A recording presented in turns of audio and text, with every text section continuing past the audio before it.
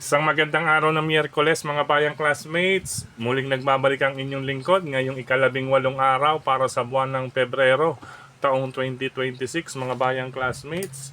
Hari naway mga nasa mabubuti kayong kalagayan at kalusugan sa mga sandaling ito para sa ating gagawing paglilibang. Ano po? 7 races po ang ating masasalihan sa araw na ito, eksakto po sa bilang ng winner take all mga bayang classmates na magsisimula sa ganap na alas 5:30 ng hapon. At bago tayo magpatuloy, nais ko munang i-welcome at pasalamatan ang ating mga bagong classmates, mga bagong subscribers dito sa ating channel. Welcome po at maraming salamat sa inyong pag-subscribe. At hari nawa, lagi sana kayong tumutok at tumangkilig upang sa gayon ay mayroon kayong giya at gabay na mapapagbasihan magagamit sa tuwing araw ng paglilibang. Siyempre pagdating sa takilya, kayo pa rin po ang masusunod kung sino-sino ang inyong isasama sa listahan. Muli, welcome po at maraming salamat sa inyong pag-subscribe. Diretso na po tayo sa ating mga giya, mga bayang classmates, ngayong araw ng Wednesday. Ayan, February 18. Ayan, ano po. Ang araw na to ay pakiramdaman, isang pakiramdaman. Yan, isang pakiramdaman at makibalita racing day. Ano po, talasan po ang inyong pakiramdam, makibalita sa inyong mga classmate din na nasa OTB or sa inyong mga kaibigan, mga bayang classmates.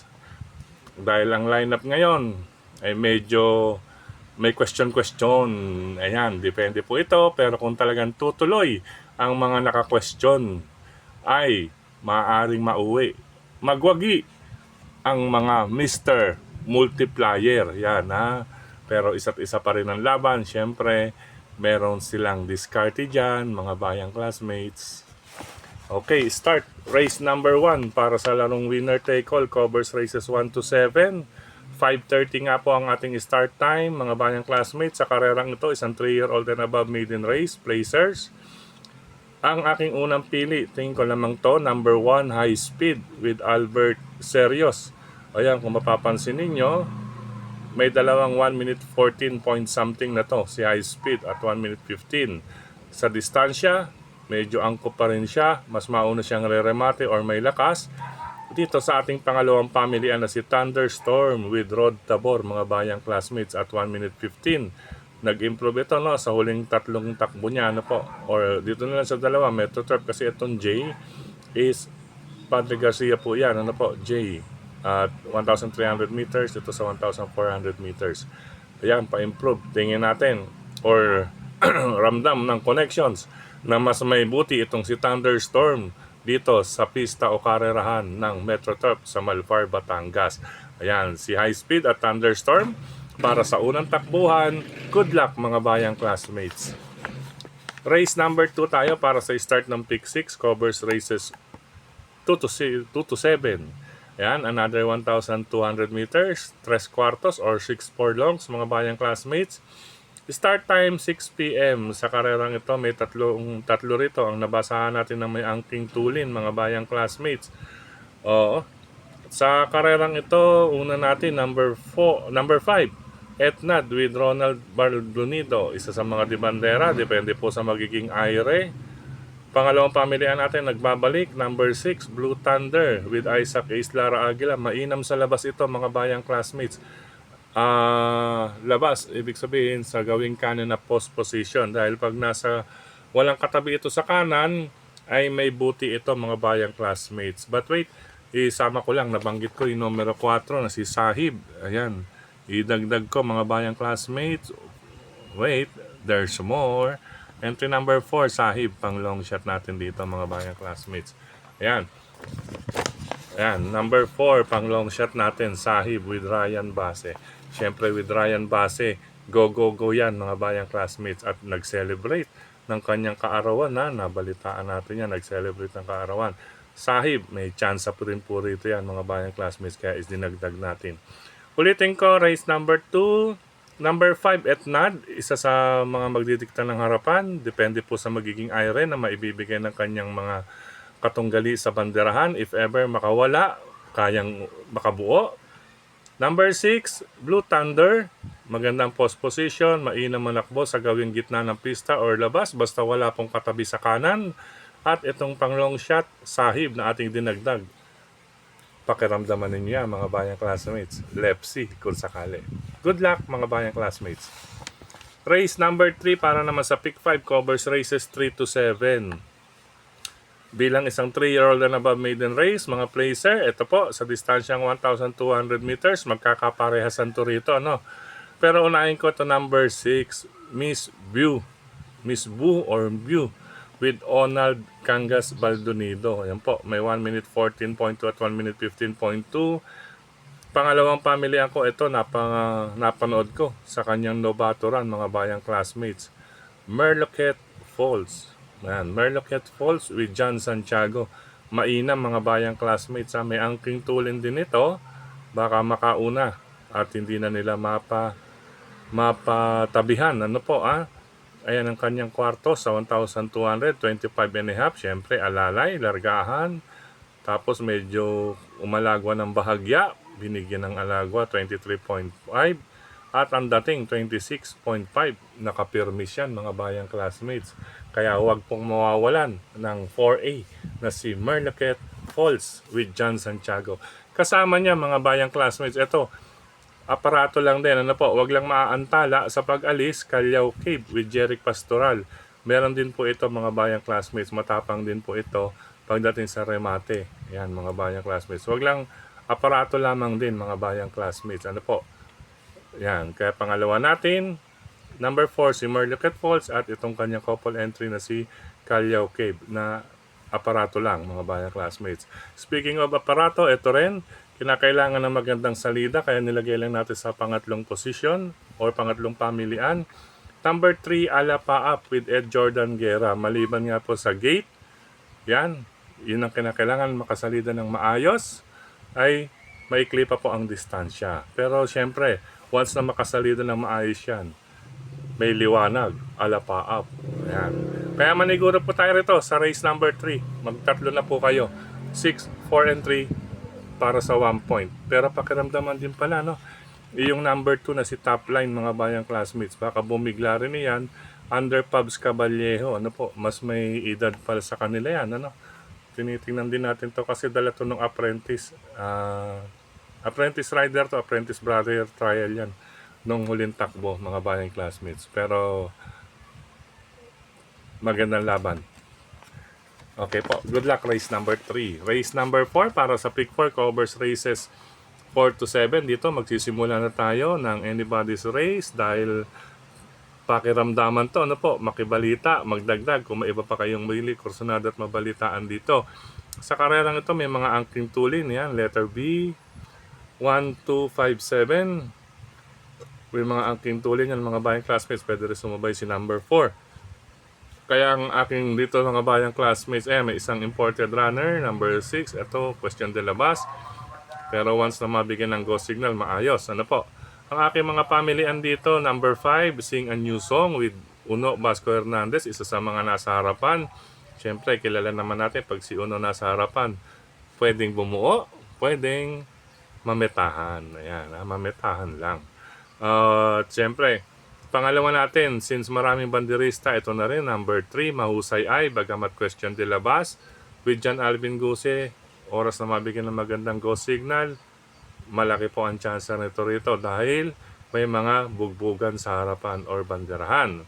Number 6, pangatlong pamilian, maganda po ang preba na ito, mga bayang classmates, Jason Lagrata Bautista, isang imported runner, at syempre, iba po ang pinanggalingan na nito na laban din. Dakota Elegance. Tignan din natin yan mamaya, mga bayang classmates. Pero kung ako sa inyo, mga bayang classmates, itong karerang ito talaga medyo deads, ano? Ngayon, kung may mabalita kayo maganda, mabigyan ng magandang informasyon, i-separate na lamang po ng listahan. Ano po? Good luck po, race number 4. Race number 5 tayo, mga bayang classmates. Isa pa rin, kasunod, anybody's race, pakiramdaman race. Kaya makibalita kung sino ang may go signal at magdagdag. Ngayon, sa karerang ito, 4 ang may angking tulin na aking nakikita. Itong number 1, medyo hindi ko para sa akin post position, hindi ano no, kasi medyo nag-gate ito si Gold Rush, nasa stall number 1, medyo lessen ng atin, may pagkakataon pala tong makababa, ito ay -2, ang hindi papasok sa unang tatlong darating sa finish line, yung 42 at 43 makakababa sa 41 and 40. Ayan, maliban sa imported runner. Ayan, ito may makakababa na ulit pala to. Si Quincy, si Gold Rush kung sakali man, gayon din itong 2, 3, and 5. Nakakapasok na ng 41 si Snow White, mga bayang classmates. Bueno mga bayang classmates, sa karerang ito, una na rin natin ang tanong nga, anong ginagawa rito ni Dorian with John Alvin Guse? Pero question de labas, makibalita po mga bayang classmates. Bilang proteksyon, isasama ko ito nasa magandang post position sa kamay ni Pabs Caballero, number 8, Warhammer. Bilang protection yan mga bayang classmates. Ulitin ko, makibalita po dahil ang tanong, anong ginagawa na sa grupong ito ng kalahok numero 6 na si Dorian. Protection ko lang po, number 8, Warhammer. Dagdag na lang kung may mabalitaan pa kayong iba. Race number 6. Yan, penultimate race. Dalawa po ang banderista rito. May angking tuloy sa harapan. Pwede ba pong lumawak ang iba rito na nasa upper numbers. Then, ito, bagamat question de labas, make a difference with John Alvin Guse. Ang tanong din, ano rin ang ginagawa nito sa ganito na lang na klase na laban? Make a difference, Kaya solo na lang ako rito mga bayang classmates. Pero ang aking payo, makibalita pa rin. Kagaya nung kay Dorian at kay Mahusay ay, make a difference. Solo po, race number 6. Number 3 with John Alvin Guse. Good luck mga bayang classmates. Dumako tayo sa last and final race. Ito, since may mga pwedeng solohin, pero tanong-tanong lang din, Dito naman sa mga bayang classmates, ganun din, isang class 4, 42 to 56, -2 ang hindi mapapasok sa unang darating sa finish line. Mga kandidato makababa yung nasa 42 and 43, except imported runner. Ayan, imported runner, yan, may example tayo, may dalawang imported. Pag hindi mapasok sa unang tatlong darating sa finish line si Golden Opportunity, hanggang dyan lang po siya bilang imported runner. Ngayon ito naman si number 1, pag hindi mapasok sa unang tatlong darating sa finish line, since nasa 43 siya, pwede pa siyang makababa sa 42. Ayan, pwede, kung sakali man, pwede magkita sa 42 itong dalawang imported runner if hindi mapapasok sa unang tatlong darating sa finish line. Pero ang aking masasabi rito mga bayang classmates, since paratingan ito, magdagdag na lang po. Or isama kung may iba pa kayong pili, kursunada. Bukod sa aking mga pamilya, number 3, Gentle Force with Raymart Simasio, syempre with Apprentice Rider. Pinupuntusan po yan mga bayang classmates, bawat sakay niyan may puntos mga bayang classmates. Kaya siya ang aking unang pamilya. Pangalawang pamilya ko, number 7, Doña Teresita with Joel Totoy Cabarrios. Simple lang po ang dahilan. Baka pag mauna, paglingon, wala na palang nililingon. Ano po? Ibig sabihin, baka makasolo taga dito sa race number 7. Number 7 si Doña Teresita, mga bayang classmates. At isasama ko, pikit lang. Pikit talaga Pikit mata, number 1, Stephanie with Claro sa Ulog Pare Jr. Simple lamang po ang dahilan dahil medyo question de labas, imported runner, galing sa pahinga. 43, baka siyempre, ayan, may candidate nga tayo, kaya pikit mata.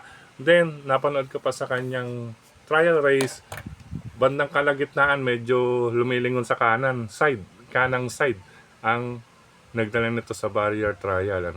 Tingnan din natin mga bayang classmates, pakiramdaman kung ano ang ikikilos ni Stephanie rito sa race number 7. Muli, paalala, dagdag lang kung may iba pa kayong pili kursunada sa bilang paratingan bukod sa 3, 7, and 1. Good luck mga bayang classmates. Sa pagkakataong ito, muli, maraming salamat sa inyong pagtutok, pagtangkilik, pagsubaybay. Higit sa lahat po ang pagtitiwala. Maraming salamat, Sir Mel Tipache, siyempre kay Sir Dennis Gonzales at kay Sir Celso. Yan, ng Manila Horsepower. Sir Celso Opaco. Ayan, siyempre, speaking of Manila Horsepower, mga bayang classmates, iniimbitahan ko kayo sa darating na March 15 o 14 and 15, lalo na ang 15, sa Manila Horsepower Racing Festival. Yan, napakalalaki mga premyo yan, mga bayang classmates, napakagandang mga karera or pakarera ang inyong matutunghayan dyan. Manila Horsepower Racing Festival, malapit na po yan mga bayang classmates. Ilan na lang? 8 day, ano ngayon, ano? 18, yan. Malapit na. Pagpalit, March 14, March 15 ang pinaka-main na pakarera ng Manila Horsepower. Supportahan po natin yan. Siyempre sa pangunguna nila Cons Perdi Eusebio, Senyas po si Sir Daddy Jer, at siyempre si Sir Edwin. Yan, at ang mga pang opisyales at miyembro ng Manila Horsepower. MHP, yan, shout out! At syempre, maraming salamat sa lahat ng admins at members ng grupo ng karerista sa social media, sa mga nagla-like, nag-heart, nag-share. Maraming salamat po. Ayan. At syempre sa mga nagko-comment. Syempre dito rin sa ating YT channel, maraming salamat po sa inyong mga comments. Ano po? Imbitado kayo sa Pork Barrel and Restaurant. Yan, OTB, Pork Barrel Grill, OTB and Restaurant dyan sa Kalayaan Avenue, side ng papuntang Quezon City Hall. Yan, side yan. Malaki po ang parking space nila dyan. May dala kayo sasakyan by group. Safe na safe po ang inyong mga sasakyan dyan. May parking space sa entrada. Ano po? I mean, dalawang hanay, bali mga 10 mga sasakyan, kasya po. Then kung puno naman, ay meron po along the street, gwardyada po. 2 hanggang 3 bantay, mga bayang classmates. At syempre, banggitin nyo na lamang po kay Sir Boyet. Kapag nagawi kayo na bisita dyan, hanapin nyo na lamang po si Sir Boyet dyan sa Pork Barrel Grill, OTB and Restaurant. Gayun din, inimbitahan ko kayo sa Pingping Lechon Restaurant and OTB ni Cap Makachua. Yan sa A. Bonifacio Avenue, La Loma, Quezon City. Visit Pingping Lechon Restaurant and OTB. Mga bayang classmates, parang Quezon City yan. At syempre ang Kuya J2 OTB ni Brother John Aguilar. Yan, dyan po yan matatagpuan. Maganda po dyan mga bayang classmates. Ano po? Fully furnished. Oh, fully furnished talaga. Ang kanilang, nasa sopa. At saka napakaganda, malamig at konbenyente. Maglibang dyan sa Kuya J2 OTB and Resto Bar. Located at Oroqueta, pagitan ng CM Recto at DOC. Palatandaan nyo po, pwede kayo mag-LRT. Pagbaba ninyo, hanapin nyo yung Genesis Bus Terminal, then kanan kayo, going to Recto. At kung galing naman kayo Recto, going to DOC. Nandiyan po ang Kuya J2 OTB and Resto Bar ni Brother John Aguilar. Yan. Subukan niyo po dyan mga bayang classmates. May selep no? May lepsi tayo dyan. May balita tayo dyan mga bayang classmates. Okay po, libre info. At syempre mga bayang classmates sa ibang OTB, happy racing po sa inyong lahat. Ingat po sa mga drivers na katulad ko, sa mga riders. Ayan, katulad ko kanina umaga, maagang semplang ano. Hindi naman actually semplang. Bumagsak lang, na-control natin, kaya lang talagang nakapatong na sa isang bunga at nadulas na ating, kumbaga, dala-dala na yung harapan na gulong natin, kaya bagsak tayo sa kanan. Medyo may 2 slight sugat sa tuhod at itong ating arm. Ayan, mga bayan classmates, yun yung ating arm. Ayun. Hindi ko na maalam, pero medyo nabugbog lang mga bayang classmates. Ayan, medyo nangingitim. Okay po. Ingat po, mga bayang classmates, riders, ingat. Ayan, kayang-kaya pa naman. Kaya ito, magmamadali tayo, may lakad pa tayo ngayong araw. Paalam pa sa tala. God bless. Happy racing.